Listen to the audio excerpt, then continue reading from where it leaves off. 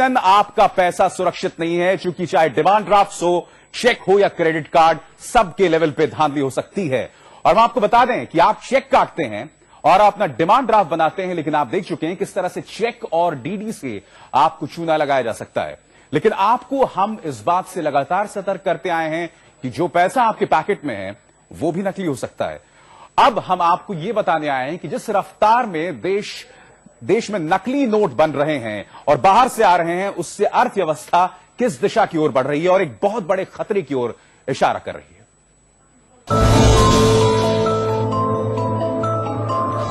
किसी भी नोट का यह हिस्सा उसकी पहचान है कि वो भारत की अर्थव्यवस्था का आधार है, लेकिन फर्जी अरमानों ने इस वचन को भी गंदा कर डाला।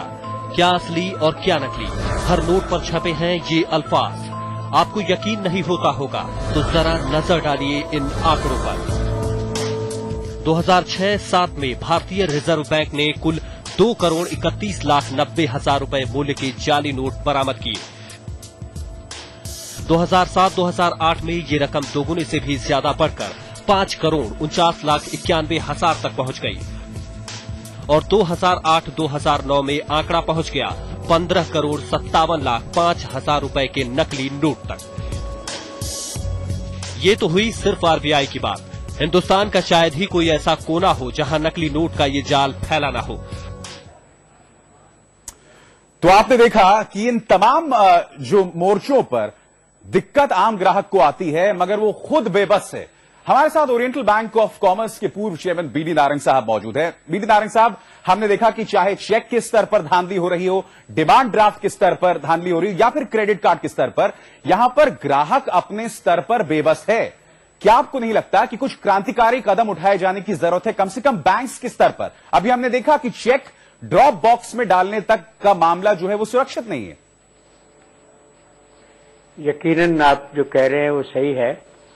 जितने भी फ्रॉड होते हैं उसमें 85% फ्रॉड सिर्फ इस वजह से होते हैं कि जो बेसिक स्टेप्स लिए जाने चाहिए कोई भी ऑपरेशन पूरा करने के लिए, उसमें कहीं ना कहीं गफलत हो जाती है।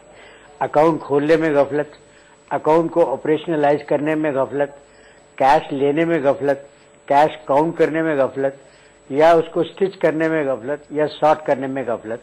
इसी तरह ड्रॉप बॉक्स का हाल है कि ड्रॉप बॉक्स अगर लॉक्ड हो तो यकीनन है कि आधा काम अवॉइड किया जा सकता, आधी दिक्कत।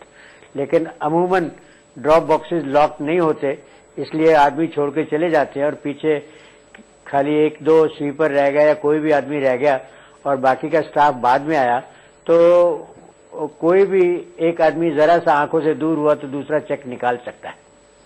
तो ये छोटे छोटे बातें हैं जिन पे थोड़ा सा बैंक स्टाफ को और कस्टमर को और आम आदमी को सेंसिटाइज करने की जरूरत है।